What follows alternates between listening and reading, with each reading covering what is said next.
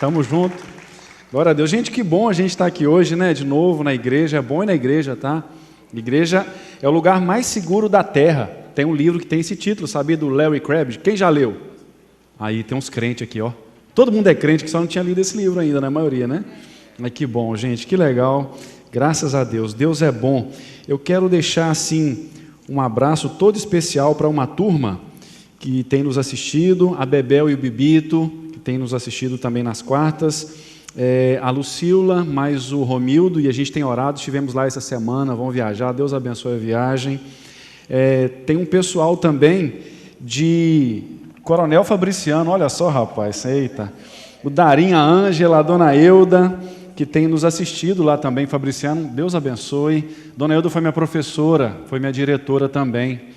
E graças a Deus esse é um tempo que já passou, louvado seja Deus, né?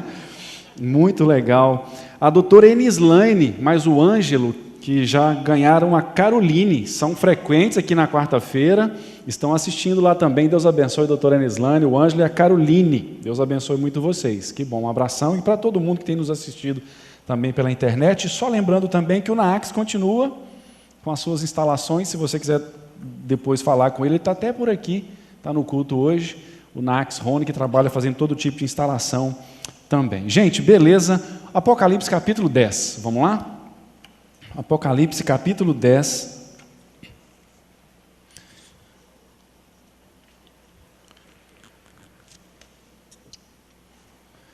Todo o capítulo, nós vamos falar hoje sobre enfrentando a abertura do inferno, a parte 1, que o 11 é essa outra parte. Diz assim, o texto sagrado: vi outro anjo forte descendo do céu, envolto em nuvem, com arco-íris por cima de sua cabeça. O rosto era como o sol, e as pernas como colunas de fogo, e tinha na mão um livrinho aberto. Pôs o pé direito sobre o mar, e o esquerdo sobre a terra, e bradou em grande voz, como ruge um leão, e quando bradou, desferiram os 7 trovões as suas próprias vozes. Logo que falaram os 7 trovões, eu ia escrever, mas ouvi uma voz do céu dizendo: guarda em segredo as coisas que os 7 trovões falaram e não as escrevas. Então o anjo que via em pé sobre o mar e sobre a terra levantou a mão direita para o céu e jurou por aquele que vive pelos séculos dos séculos, o mesmo que criou o céu, a terra, o mar e tudo quanto neles existe, já não haverá demora, mas nos dias da voz do 7º anjo, quando ele estiver para tocar a trombeta, cumprir-se-á então o mistério de Deus, segundo ele anunciou aos seus servos, os profetas. A voz que ouvi, vinda do céu, estava de novo falando comigo e dizendo: vai e toma o livro que se acha aberto na mão do anjo em pé sobre o mar e sobre a terra. Fui, pois, ao anjo, dizendo-lhe que me desse o livrinho. Ele então me falou: toma-o e devora-o. Certamente ele será amargo ao teu estômago, mas na tua boca doce como mel. Tomei o livrinho da mão do anjo e o devorei, na minha boca era doce como mel.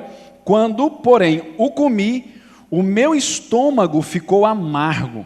Então me disseram: é necessário que ainda profetizes a respeito de muitos povos, nações, línguas e reis. Amém e amém. Vamos orar mais uma vez? Pedir ao Senhor a bênção dele sobre as nossas vidas. Senhor, obrigado por estarmos aqui, pelo investimento de tempo, pelo investimento de emoções, de sentimentos, o investimento financeiro, todo o aparato que foi realizado, Deus, para que cada um nessa noite aqui estivesse.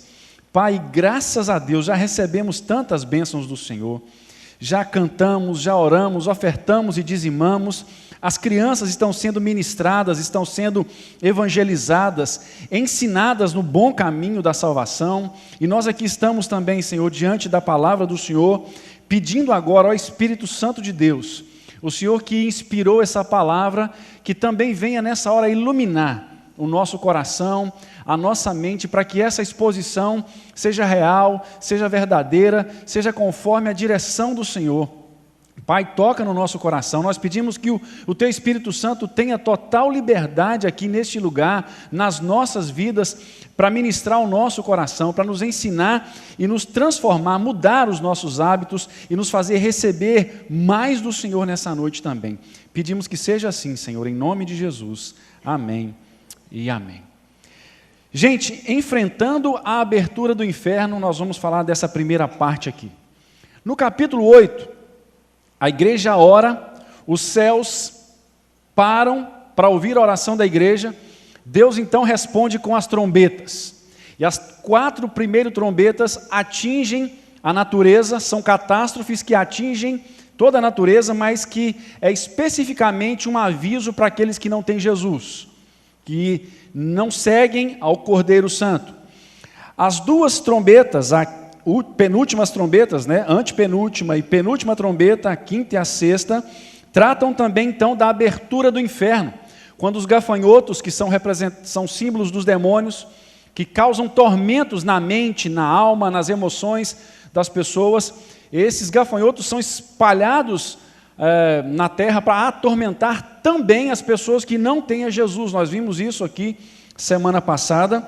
A 6ª trombeta é solto do inferno uma cavalaria também, que aí já promove guerras, conflitos e mortes naqueles também, por causa dessas guerras, que não têm a Jesus Cristo como Senhor e Salvador das suas vidas. Então, era de se esperar que fosse tocada a 7ª trombeta. E nós vimos também que estas trombetas já estão sendo tocadas.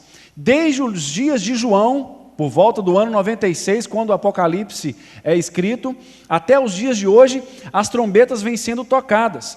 Às vezes, sucessivamente, às vezes concomitantemente, mas à medida que vai passando o tempo, a coisa vai se intensificando. E nós estamos vivendo um tempo muito mais intenso dos avisos de Deus com essas trombetas do que naqueles dias que João escreveu esse texto, registrou o Apocalipse. E na verdade, nós esperávamos aqui então que no capítulo 10 viesse a 7ª trombeta. Mas a bem da verdade, do capítulo 10 até o capítulo 11, versículo 14, nós temos aí um intervalo para então ser tocada, no finalzinho do capítulo 11, ser tocada então a 7ª trombeta. É um intervalo interessante para nós, para a igreja, porque isso fala exatamente de um tempo que a igreja tem de receber, continuar recebendo o Evangelho, para então pregar esse Evangelho. E acontece o seguinte, gente, que nós vimos então que o inferno, que não é só um lugar, geograficamente falando, em algum lugar do universo tem um lugar chamado inferno. Pode ser que tenha, e cremos que tem, porque a Bíblia descreve que é, não dá para saber onde é. Mas o inferno não é só lá, nós vimos isso na semana passada também.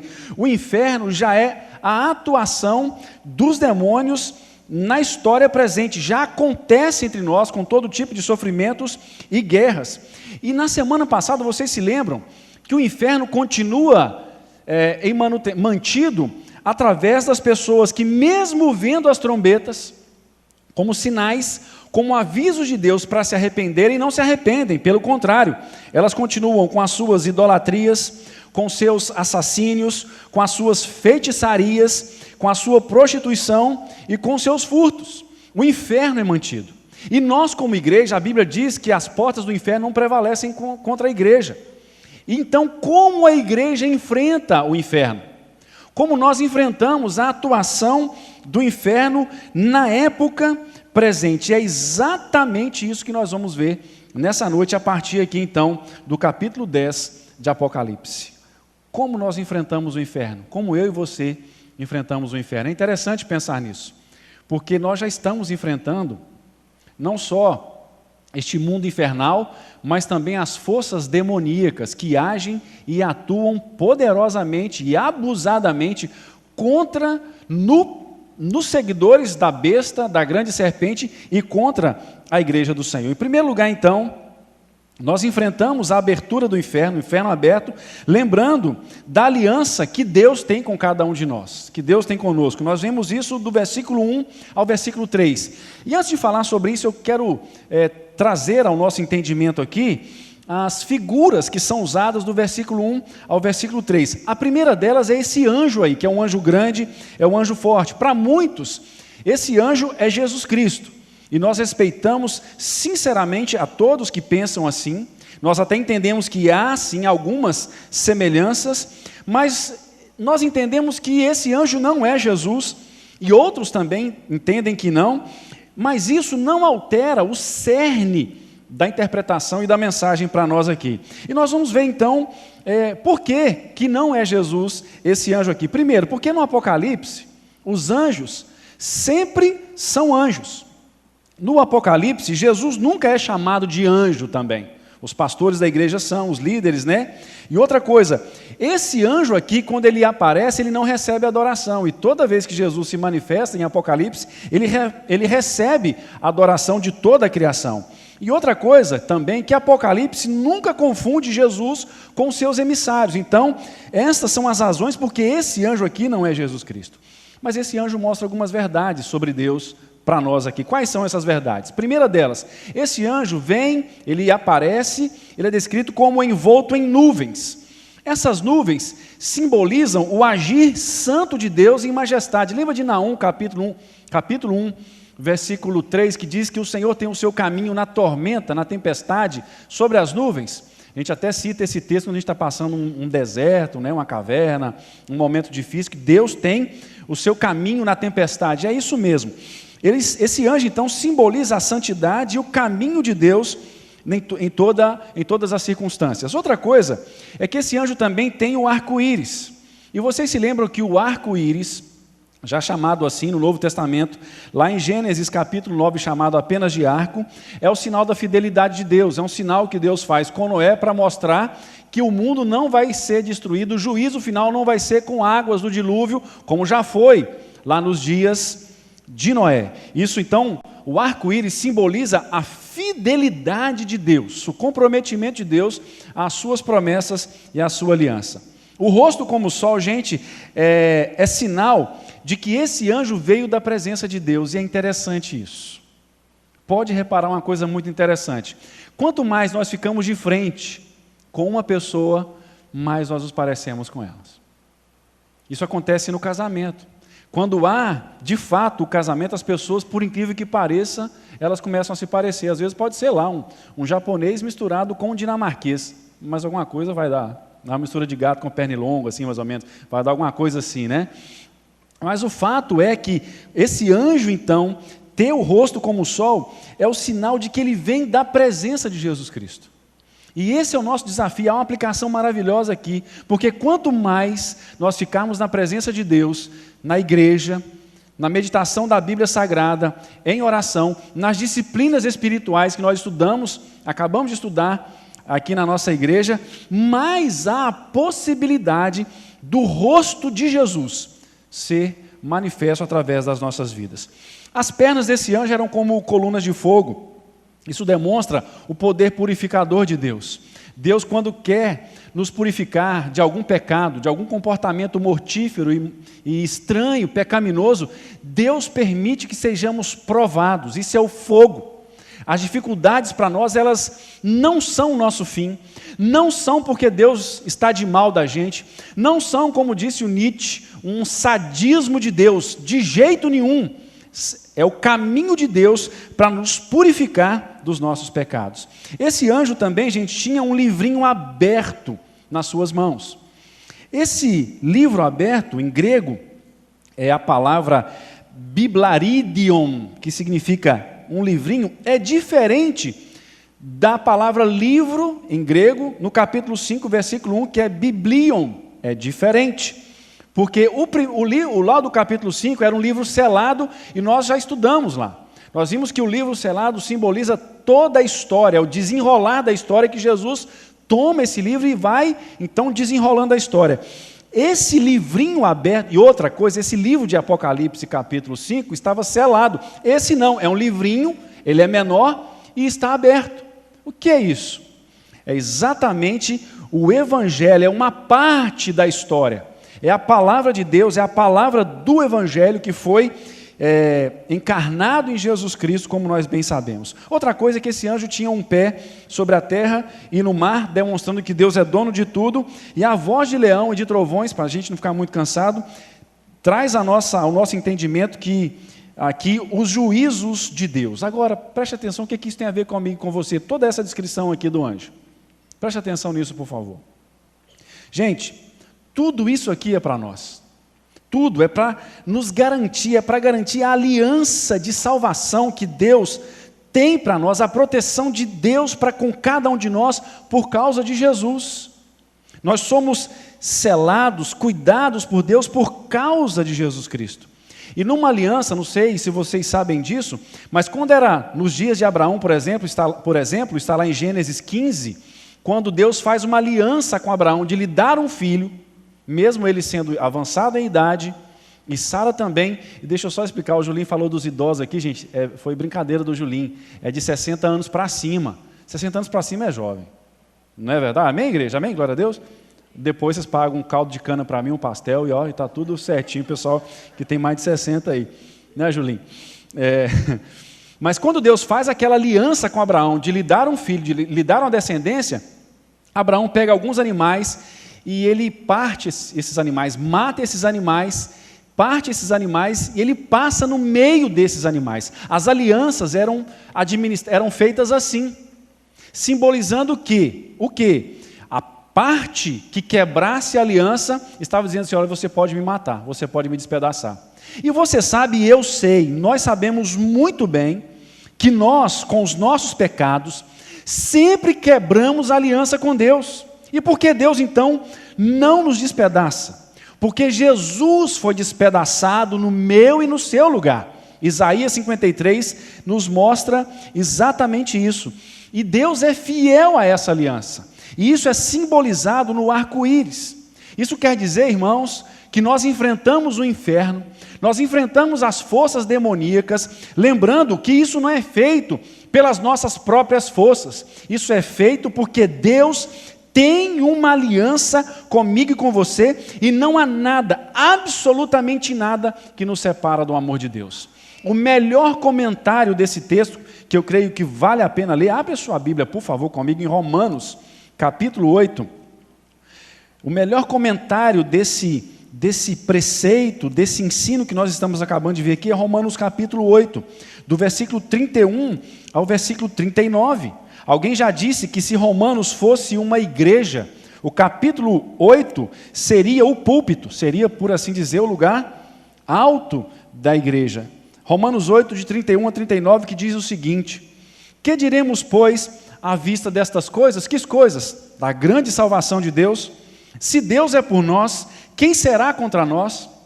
Aquele que não poupou o seu próprio filho, antes por todos nós o entregou, porventura não nos dará graciosamente com ele todas as coisas?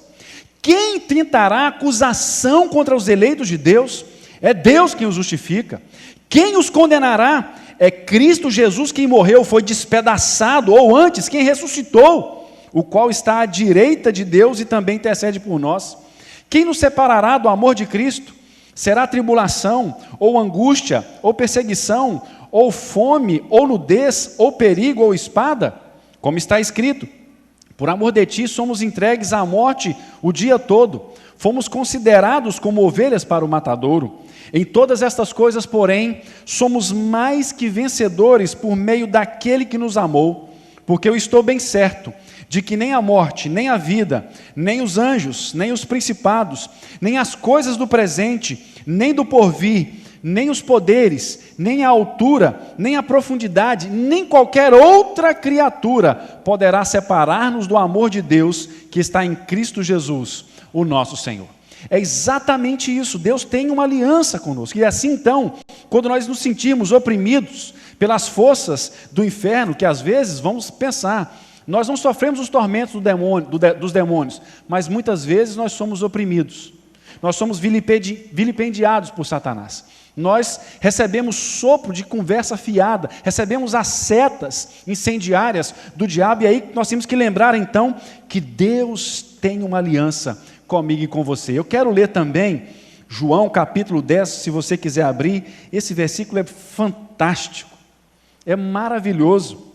João capítulo 10, Evangelho de João, capítulo 10, versículo 29, que diz o seguinte, lindo isso: aquilo que meu Pai me deu é maior do que tudo, e da mão do Pai ninguém pode arrebatar. O plano de salvação de Jesus, para mim e para você, foi Deus que deu. Ninguém, foi Deus que deu para Jesus, e das mãos do Pai ninguém pode arrebatar. Isso é uma verdade maravilhosa. Nós precisamos começar a vibrar com isso, gente. Não é só vibrar quando a gente troca de carro, não é só vibrar quando a gente consegue comprar um apartamento, ou quando recebe aumento de salário, ou de não ter perdido o emprego nessa crise. Nós temos que nos alegrar também por essa grande verdade. É assim que nós enfrentamos o inferno. Segundo, nós enfrentamos o inferno também, gente, acolhendo a nossa ignorância. No versículo 4 aí de Apocalipse capítulo 10, nós vemos aí que logo que os trovões falam, João ouve isso, ele já ia escrever, mas uma voz do céu proíbe João de escrever. O que é isso? O que significa isso? Significa que nem tudo nós temos que saber.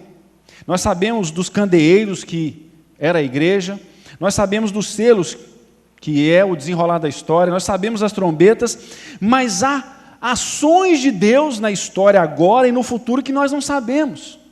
E nós temos uma grande curiosidade por isso. Mas por que isso foi proibido? Por que Deus não permite a gente saber o nosso futuro? Meus irmãos, eu fico pensando que se a gente soubesse que o que vai acontecer depois, talvez a gente nem sairia de casa, nem saísse de casa, não é verdade? Ou então a gente ia viver fora de casa. Pode ser.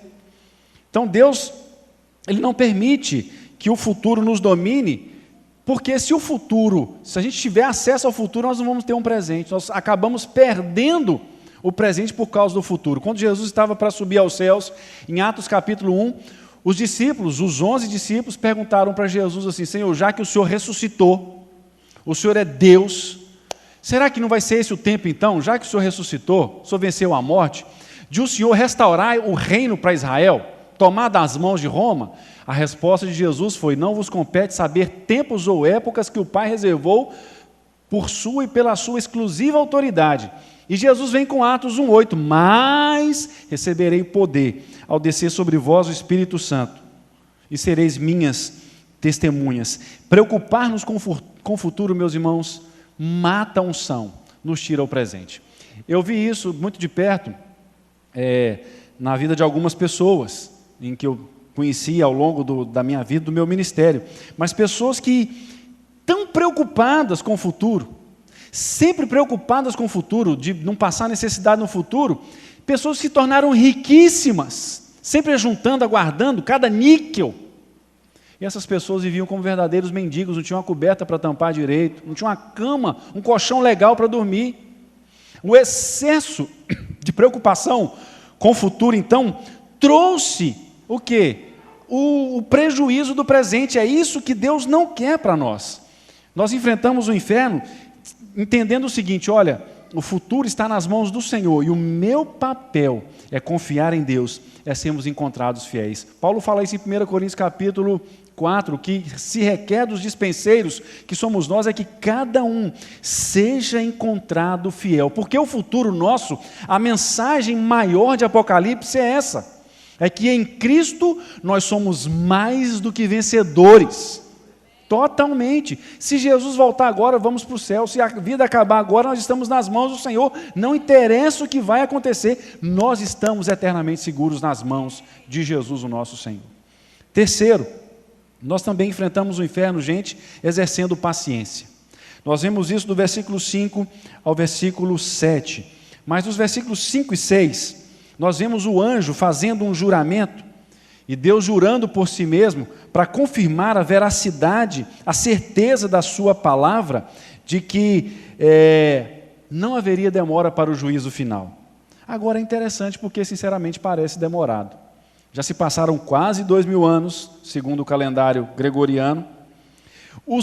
Nós vimos no quinto selo, se lembram, aquelas almas, nós vimos lá em Apocalipse capítulo Capítulo 6, do versículo 9 ao versículo 11, aquelas almas debaixo do altar dos mártires, falando do Senhor, até quando que o Senhor não vai vingar o nosso sangue? Parece demorado, porque também é estranho, né, gente? Fala a verdade, parece que o mal vai prevalecer. Meus irmãos, sinceramente, eu vou abrir meu coração para vocês. Um dia que me aterrorizou a minha alma foi ver aquele vídeo daqueles 21 coptas sendo degolados pelo Estado Islâmico, pelos muçulmanos. Aquilo me deu uma aterrorizada, sinceramente. Aquilo me deixou assustado porque eu pensei, meu Deus, o mal vai prevalecer? Tanta gente boa, não é possível. Obviamente não vai. Não vai, o texto está dizendo que isso não vai demorar. Essa aparente demora de Deus, gente, não é por causa da igreja, é por causa daqueles que ainda não têm Jesus. É uma chance que Deus está dando dessas pessoas se voltarem para o Senhor Jesus. E nós, irmãos, então, nesse período, precisamos de paciência para enfrentar o inferno. Nós vamos ver muita coisa ainda. Nós vamos ver muita coisa. E eu fico até brincando, assim, quando eu era adolescente, eu ficava pensando que eu era doidão pra caramba. Rapaz, eu vejo os meninos hoje, eu me sinto um santo. Assim, eu me sinto a Madre Teresa de Calcutá, quase, de coração. Os meninos da minha idade hoje, de coração. Então, nós temos muita coisa para ver ainda, mas nós vamos enfrentar o inferno com paciência. John Piper diz o seguinte no livro Graça Futura, que paciência, gente, eu amo essa definição, é a capacidade de esperar e resistir sem murmurar nem se desanimar, esperar num lugar não planejado e suportar um ritmo não projetado. Eu gosto de lembrar dessa história fantástica de João Calvino. Muitas pessoas metem a linha em João Calvino, mas não sabem o homem de Deus que ele foi. E, de certa forma, nós estamos aqui porque nós estamos nos ombros de João Calvino. Mas é muito interessante. João Calvino já tinha escrito a sua opus magna, né? A sua obra magna, chamada As Institutas, que ainda era bem pequena, não eram esses volumões todos que nós temos hoje. E ele morava em Paris. E ele quis ir para Estrasburgo, dentro da França mesmo. Ele estava fugindo de uma pequena perseguição, uma perseguição que começou ali, e ele queria sossego para escrever. Calvino gostava muito de escrever. Mas por causa da guerra que tinha no caminho para chegar em Estrasburgo, Calvino dá a volta por Genebra, na Suíça. E o plano de Calvino era ficar uma noite só, era só dormir em Genebra. E aí Guilherme de Farel, que era um reformador também, faz um convite para Calvino ficar em Genebra, para que ajudasse a implantar a fé reformada em Genebra. E Calvino não queria de jeito nenhum, queria sossego para escrever, queria sossego para ir para Estrasburgo, e aquela coisa toda. E Farel amaldiçoou então o descanso de Calvino, e Calvino entendeu que aquilo era uma palavra de Deus e ficou. Mas só que Genebra, o que poucas pessoas sabem, muitas pessoas falam muita coisa sobre Calvino, mas o que as pessoas não sabem é que lá em Genebra, às vezes, quando Calvino acordava de manhã e estava indo para a igreja, para trabalhar, as pessoas pegavam pinico, não é? Pinico cheio, e jogavam em João Calvino, dos sobrados, assolavam cães contra Calvino. Calvino passou sofrimentos terríveis em Genebra para implantar a fé reformada ali, mas ele esperou pacientemente, foi expulso de Genebra. Um período depois, parece-me que 2 anos depois, trazem Calvino de volta para Genebra. Isso é paciência, é esperar sem murmurar, sem desanimar, num lugar que a gente não planejou e suportar um ritmo que a gente não tinha projetado. Para enfrentar o inferno, nós precisamos disso. E por que Calvino conseguiu ter essa paciência? Porque na Bíblia nós vemos, gente, que Deus sempre converte o mal em bem. Louvado seja o nome do Senhor. Não sei o que está acontecendo nas nossas vidas, na vida de todos aqui, mas uma coisa é certa: Gênesis 37 a 50 é uma das partes mais lindas de toda a Escritura, porque os irmãos de José queriam matá-lo, e nesse desejo de matá-lo, de que ele fosse um defunto, quando eles falaram assim, um dos nossos irmãos já é morto, eles estavam falando para o irmão que era rei do Egito, era o segundo homem. Nós podemos ter paciência, gente, porque Deus converte todo o mal em bem. Eu fico imaginando a situação de Satanás, de boa. Fico pensando mesmo, porque toda ação que ele faz contra nós Deus reverte cada uma delas em bem. Não interessa quais sejam, se é na área familiar, se é na área financeira, se é na área física, se é na área sentimental, qualquer área, qualquer mal que nos vem, Deus transforma em bem. E se a gente for usar então a lógica, quanto mais males, muito mais bens nos virão também. Claro que a gente não quer isso, não tem masoquista aqui. Mas se estivermos passando por isso, nós precisamos ter a tranquilidade de que nós podemos esperar em Deus pacientemente, porque todo mal não nos causará perturbação eternamente, que inclusive, aí no finalzinho, no versículo 7, nos diz que nos dias da voz do sétimo anjo, que vai tocar a sétima trombeta, que aí é o juízo final, que nós veremos daqui uns dias, e vai se cumprir o mistério de Deus. Qual é esse mistério de Deus? É o juízo final, é o descortinar do evangelho, é quando o mal não haverá mais. A gente não vai ter piolho mais, que pena, né? Não vai ter vendedor de livro batendo na porta, não vai ter aumento da gasolina, amém? Não vai ter, glória a Deus, né? Não vai precisar bater, não vai ter segunda-feira mais. Você gosta de segunda-feira? Gente, eu gosto. Aqui na igreja é bom, sabe por quê? É o dia que a gente mais tem trabalho. Que é o dia que mais a gente tem coisa para fazer na segunda-feira. I love segunda-feira, vem em mim segunda-feira, como diz o pastor Simon. Ainda mais que essa é feriado, glória a Deus, aqui em Vila Velha, né? Vai ser bom também. Mas, meus irmãos, o mal vai ter uma resposta lá, não haverá mais isso. O mistério de Deus. Quarto e último lugar, para a gente encerrar. Como nós enfrentamos o inferno aberto, a abertura do inferno. Quarto, absorvendo a palavra de Deus. Do versículo 8 ao versículo 11, mais especificamente até o versículo 10, nós temos aí a descrição de João comendo o livrinho. O livrinho é o Evangelho, é a palavra de Deus, é a mensagem de Deus. Em alguns lugares, gente, não nos esqueçamos, a Bíblia é descrita como alimento. Por exemplo, na tentação de Jesus no deserto, Jesus disse para o diabo em Mateus 4,4 que a palavra de Deus é pão. Na primeira carta de Pedro, capítulo 2, versículo 2, a palavra de Deus, o Evangelho, a Bíblia, é carne. Quando nós falamos palavra de Deus, estamos falando da Bíblia. Os 66 livros canônicos. É um milagre. Um dia compensava uma aula aqui sobre a preservação do texto bíblico. Uma ou as duas aulas, porque só um tempo só não dá, é muita coisa. É rico, é milagroso, é maravilhoso, é fantástico. É milagre.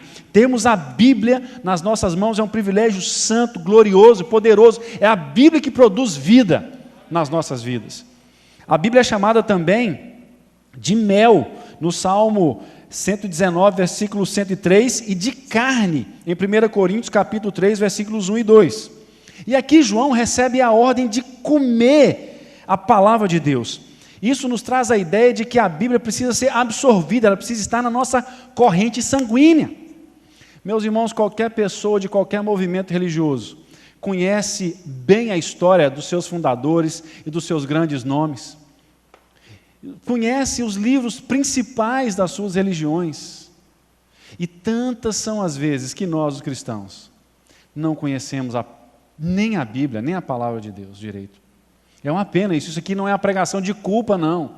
Mas é aquele negócio assim, gente, ler a Bíblia é mais ou menos como gostar de jiló. Sabe? Nem todo mundo gosta de jiló, mas quem aprende a gostar de jiló, gosta. E sabe como é que eu passei a gostar de jiló? Eu via meu pai comendo jiló e falando que aquilo era bom demais. Aí eu, menino, experimentava e falei, meu Deus, como é que meu pai fala que esse troço é bom? Pelo amor do nosso Senhor Jesus Cristo, né?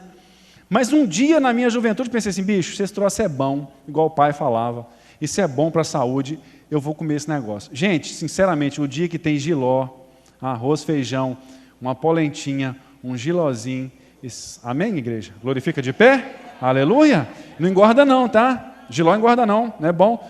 Meus irmãos, eu como quase que só o jiló. É bom mesmo. A Bíblia é a mesma forma. É da mesma forma, se a gente começar a ler, insistir, todo dia eu vou ler, não entendi nada, amém, li. Porque você não precisa ficar preocupado em entender tudo, não. A Bíblia te lê. Ela entra dentro da gente, a hora que precisar, a gente vai lembrar. Lá, aquela hora que o cara te fechar no trânsito lá, né? Aleluia também, glória a Deus. Fica tranquilo. Ela vai vir no nosso coração, a gente vai passar a gostar disso, é insistência. E João fala exatamente isso, gente, de absorver a palavra. Só que tem uma coisa. João fala que a Bíblia é doce ao paladar, o anjo também falou isso, a voz falou isso. A Bíblia é doce ao paladar e amarga ao estômago. Como que se explica isso? É doce, gente, porque a Bíblia, a palavra do Evangelho, ela nos tira do nosso desespero, da perdição, da dor, da confusão, da tragédia que o pecado causa no nosso coração.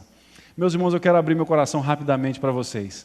Eu não sei qual é o dia exato, mas foi em julho, uma quarta-feira de julho de 1993, quando num desespero terrível, vivendo pecados, vivendo mal, vivendo ruim, terrivelmente mal diante de Deus, em pecados, eu fui num culto, na primeira igreja presbiteriana de Coronel Fabriciano, e lá eu fui reconciliado com Deus, eu ouvi a pregação da palavra de Deus, que coisa preciosa.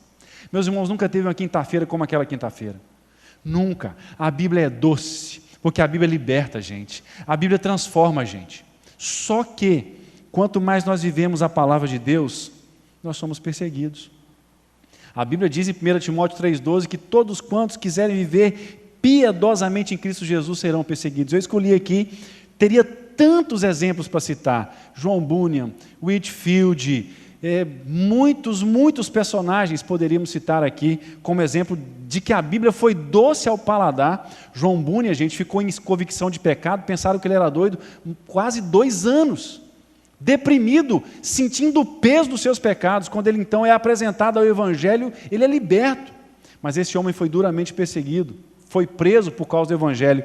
Mas o que eu quero usar aqui é o exemplo de Lutero.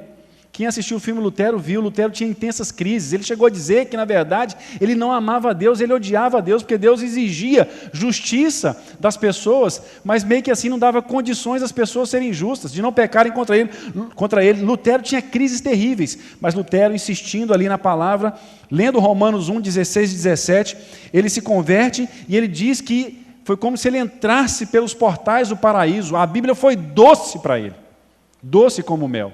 Só que daí vem as perseguições, porque em 1517, com o afixar das 95 teses lá em Wittenberg, Lutero então passa a ser perseguido. E quase 3 anos depois, o Papa Leão X emite uma bula chamada Exsurge Domini, que começava assim: levanta-te, Senhor, e julgai a vossa causa. Um feroz javali, se referindo a Lutero, invadiu a vossa vinha. Em Worms, em 1521, quando ele foi chamado para retratar do ensino protestante, do ensino bíblico, Lutero, todo mundo sabia que na volta Lutero seria morto se ele não retratasse, ou se retratasse era perigoso ser morto também. Esse era o procedimento da igreja medieval, que a reforma está na interseção ali da Idade Média para a Idade Moderna. E acontece então, meus queridos, que Lutero sofre horrores pertinho do fim da vida. Lutero morreu em 1546, ele escreveu o seguinte, que desde 1518, toda quinta-feira santa, Lutero era excomungado e lançado no inferno pelo Papa, quase 30 anos, imagina, você saber, hoje é quinta-feira santa, lá em Roma, estão me mandando para o inferno, estão me excomungando de novo, eu já estou fora da igreja, faz tempo, mas estão me excomungando, estão me botando no inferno de novo. Tudo isso por quê? Por causa da palavra de Deus. A palavra de Deus suscita perseguições. E é por isso que hoje nós não temos aqui o salão completamente cheio nesse culto. Muita gente não tem peito para isso, é uma pena. É uma pena. É uma tristeza. O cristianismo é coisa para gente que tem garra, que tem hombridade, que tem feminilidade. O cristianismo é bom até para isso. Que agarra, que tem disposição de viver. Gente, é assim que nós vamos conseguir enfrentar o inferno. É absorvendo a palavra de Deus, é vivendo a Bíblia, é vivendo o Evangelho. Essa doçura da palavra de Deus vai nos encantar. E vai fazer também com que outros, infelizmente, nos persigam. Mas louvado seja o nome de Jesus por isso. Por que tem que sofrer? Não é uma boa pergunta? Puxa, se a Bíblia é tão boa, se Deus é tão bom, se ela é tão doce, por que tem que se amar? Por que a gente tem que ser perseguido? Sabe, meus irmãos, Jesus teve que sofrer para a nossa propiciação, para a nossa salvação. E o nosso sofrimento hoje é para a propagação do Evangelho. Quantas pessoas que nos veem sofrendo e nos veem fiéis? Meus irmãos, um dos maiores testemunhos para a minha vida é minha mãe. Teve um período em casa em que todo mundo longe, um sofrimento, um aperto, nada ia para frente, e era incrível. Todo culto, minha mãe, Bíblia debaixo do braço, igreja. Minha mãe não xinga um palavrão, gente, vocês acreditam nisso? Nem bobão e feioso. Né? Porque é palavrão, né? O filhinho do pastor Batista lá, brigando com o irmão lá, o pai deixou os dois sozinhos em casa, quando voltou para casa, o mais velho falou, pai, eu xinguei esse menino. Aí o pai falou, meu filho não pode xingar, é pecado, você é crente. Pois é, mas de que você xingou? De bobão. Eu falei, nossa, meu filho não pode. O pai, para completar, ainda falei que ele é feioso ainda. Ai, graças a Deus, que palavrão bom de xingar, né?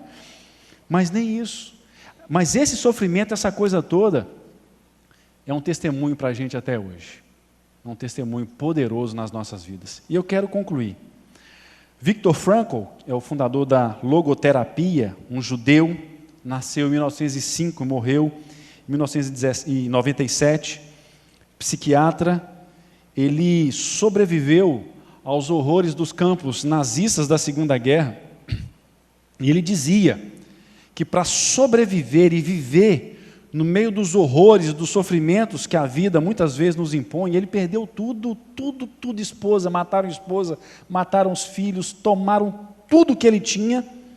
Ele disse o seguinte, que ele só não enlouqueceu porque ele não morreu. Ele só não morreu porque ele não morreu mesmo. Mas ele disse que o que o ajudou a permanecer vivo foi buscar sentido. Ele disse que aquilo que traz sentido à nossa vida no meio do sofrimento é se apegar a alguém que nos traga algum desejo de viver, algum sentido de viver. Ele diz que poderia ser um amigo vivo ou falecido, um familiar e o próprio Deus. E sabe, nós não precisamos criar alguém que nos traga sentido para a gente continuar vivendo. Nós não precisamos disso porque nós já temos. Nós temos a Jesus e o inferno está agindo nas nossas vidas. Nós podemos saber disso. É ruim quando nós estamos vivendo e não estamos vendo isso. Eu fico feliz de algumas pessoas comentarem, difícil isso, complicado. Graças a Deus, tem sensibilidade espiritual. Mas o inferno está aberto, está agindo poderosamente ao nosso redor. Não vai nos atingir, mas nós já temos a Jesus. Ele é o sentido da nossa vida. A vida eterna e plena está em Jesus. E nós vamos continuar, gente, enfrentando esse inferno que está aberto. E nós temos visto os sofrimentos, as loucuras, muitas vezes até as religiões mesmo, sendo usadas como arma para adoecer mais ainda as pessoas. O Evangelho liberta. O Evangelho traz perseguição, mas ninguém que foi perseguido pelo Evangelho se declarava escravo de alguma coisa. Nós não somos. Nós somos livres em nome de Jesus. E como que nós vamos conseguir enfrentar esse inferno que está aberto e que nós temos visto aí, que é simbolizado aqui no Apocalipse pelas trombetas? Primeiro, lembrando que Deus tem um compromisso de bênção, de salvação eterna comigo e com você. Ninguém nos toca. Nós somos a menina dos olhos de Deus. Zacarias nos diz isso. Segundo, acolher também a nossa ignorância do futuro, ou seja, deixar o futuro nas mãos de Deus e caprichar no nosso presente. Valorizar o presente, sermos fiéis no presente, sermos cheios do Espírito Santo no presente. Terceiro, exercermos a paciência, esperarmos em Deus. As lutas estão aí, o inferno está aberto, muitas vezes vem contra nós, mas paciência, porque Deus consegue transformar todo o mal em bem. E quarto e último lugar, amarmos a Bíblia, absorvermos a Bíblia, nos alimentarmos da Bíblia com força, porque a Bíblia é que produz vida no nosso coração. Eu não sei como tem sido o nosso dia a dia, eu não sei o que o diabo tem falado conosco, mas tantas vezes, às vezes quando nós pecamos, nós pensamos, nossa, Deus abriu mão de mim. Ou acordamos tristes, puxa vida, hoje acho que eu não estou salvo. A nossa salvação não depende das circunstâncias, muito menos das variações das nossas emoções. Não sei o que nós temos vivido. Não sei se você anda preocupado com o futuro. Às vezes a gente preocupa, né? Nossa, e a aposentadoria? Como é que vai ser? O que vai ser da minha casa? E esse processo? E esse julgamento? E aquela batida? Sabe? Mas nós podemos descansar, dar o nosso melhor agora em nome de Jesus, com paciência e aguardando na palavra de Deus. Que Deus nos ajude e nos abençoe. Amém. Amém. Vamos encerrar. Eu queria encerrar como a gente sempre tem feito, orando, falando com Deus, colocando as nossas necessidades diante do Senhor.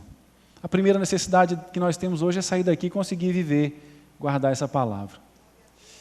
E eu estava até lembrando de uma frase de um autor, de um teólogo que é muito controvertido, a Flávia acho que sabe disso, chamado Paul Tillich, ou Paul Tillich, segundo alguns. Para alguns ele nem crente era, né? Mas ele tem uma frase que sinceramente é fantástica.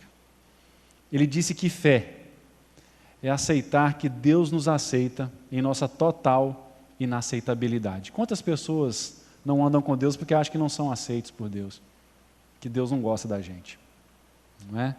Mas não é assim não, Deus gosta da gente pra caramba. Vamos ficar em pé, e se você quiser vir aqui à frente para orar por uma causa que parece impossível mesmo, qualquer que seja, que não tem nem a santa, nem o santo das causas impossíveis, né? Mas tem Jesus Cristo, que se preocupa com todos os detalhes da nossa vida. De repente até a causa impossível aí é a unha, né? Está encravado, você está querendo dar um grau nessa unha, aumentar essa unha, sei lá, não sei. Seja o que for, se você quiser vir aqui à frente, qualquer área, se quiser vir aqui para a gente orar junto, encerrar junto, mas vem assim também dando uma resposta à palavra de Deus. Senhor, eu quero viver esse negócio aí, ó, quero enfrentar esse inferno. Pode vir sem medo, vem com alegria, vem com força, vem com garra, vamos colocar diante de Deus aquilo que precisa ser. Se Deus quiser, nós não vamos deixar nunca de terminar esse culto aqui, lembrando que a gente tem um compromisso de fazer desse culto o melhor culto de quarta-feira do mundo, né, gente? Contando com vocês, hein? Orando, trazendo gente, apoiando a gente aí, querendo trabalhar, se disponibilizando para as equipes, para não ficar só parado aí, né? Também, não parado, mas ouvir já é tudo. Estar aqui, se não tiver isso, não tem culto. Não tiver a gente aqui. Mas a gente não vai deixar de orar pelas necessidades que nós temos. A gente vem para... Tem gente que vem naquele dia... Tem gente que está visitando aqui. Eu vou lá na igreja hoje que eu quero ouvir uma pregação assim. Talvez a pregação não foi do jeito que você queria, toda ela, que você esperava. Mas você não vai embora sem receber oração de jeito nenhum, ó. A gente vai orar por isso. E o único risco que a gente corre, Ronaldo Lidório fala isso, é que Deus responde a nossa oração. O único risco que a gente corre quando a gente ora é que Deus responde a nossa oração. E que é muito legal lembrar que o Ronaldo Lidório é presbiteriano, tá, gente? Da tradicional zona mesmo. Daquela que a gente fala assim, vamos fazer um clamor. Aí eles, um silêncio, o clamor do presbiteriano é em silêncio, né? Mas nós vamos orar agora, mais uma vez, em nome de Jesus. Pai de amor, Deus maravilhoso, a Ti seja a honra, a glória, o louvor e o domínio pelos séculos dos séculos. Bendizemos ao Senhor por essa palavra que o Senhor coloca, traz ao nosso coração nessa noite, ó Deus. Muito obrigado mesmo. Obrigado, Jesus. Obrigado porque cada um veio aqui e nos encontramos com o Senhor. Não porque o Senhor não estivesse lá onde nós estávamos, mas que aqui, a esse ajuntar-se, ó Deus, dos irmãos, em que juntos nós podemos ficar próximos do Senhor e receber de Ti, ó Deus, a presença do Senhor que cada um de nós trazemos em nome de Jesus, a semelhança do Senhor. Pai, pedimos que essa palavra tome o nosso coração, fortaleça-nos, ó Deus, para lutar contra o inferno que está aberto, os demônios que circundam a redondeza da terra, como diz a Tua palavra, ó Deus, oprimindo, causando sofrimentos e dores naqueles que não Te têm, mas nós às vezes sofremos de ver o sofrimento, somos oprimidos tantas vezes, mas, ó Deus, nós nos agarramos a Ti, nos agarramos à Tua palavra e queremos viver a palavra do Senhor.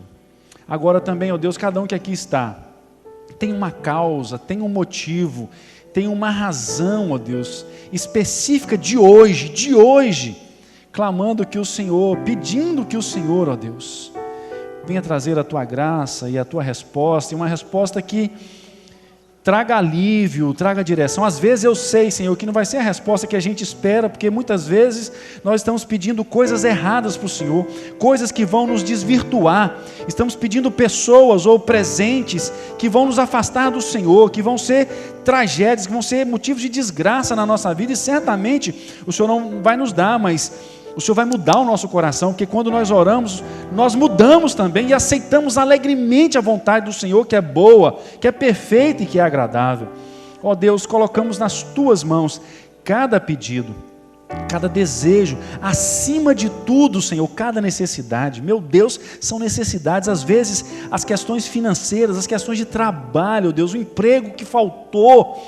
Meu Deus, enfim, ó Deus, abre a porta, cura, liberta a alma, ó Deus, abre uma porta, Senhor Jesus. Pai, nós pedimos pelo nosso país, pelas crises políticas e financeiras, socioeconômicas que o nosso país tem passado, Deus, de maneira que tem bagunçado a vida de famílias aqui. Senhor, reverte a situação do nosso país. Não queremos ficar aqui, ó Deus, fazendo papel de advogado do diabo, falando mal dos nossos governantes. Só isso, nós queremos pedir que o Senhor tenha misericórdia deles, dos três poderes, de maneira que o país seja organizado, restaurado, reestruturado, ó Deus, de maneira que haja trabalho para ganhar o pão de cada dia com dignidade, em nome de Jesus, com honestidade. Ó Pai, as demais áreas, a saúde de cada um.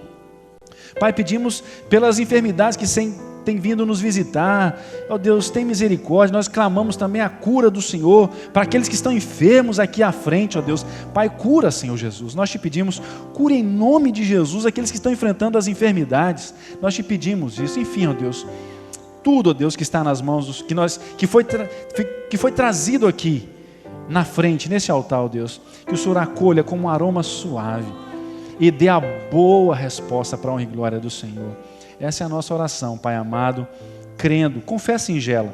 Se o Senhor precisa da nossa fé, aqui está a nossa fé, nós a entregamos, estendemos essa fé a Ti, as nossas mãos vazias, ó Deus, para que o Senhor coloque, ó Deus, a dádiva do Senhor, a Tua presença, a Tua pessoa, em resposta à nossa oração. É assim que nós falamos, é assim que nós pedimos, em nome de Jesus e para a glória de Jesus. Amém e amém. Vamos ficar em pé, vamos receber a bênção. E agora, meus irmãos, ide em paz, com a graça do nosso Senhor e Salvador Jesus Cristo, o Cordeiro Santo, que foi morto, mas ressuscitou e vive pelos séculos dos séculos dentro de nós pelo Espírito. Que o amor do Pai, que o consolo, a força, a direção, a coragem, a disposição do Espírito Santo, que Deus Pai, Deus Filho e Deus Espírito Santo nos acompanhe, ó Deus, em todos os lugares, hoje e para todos sempre. Amém e amém, amém.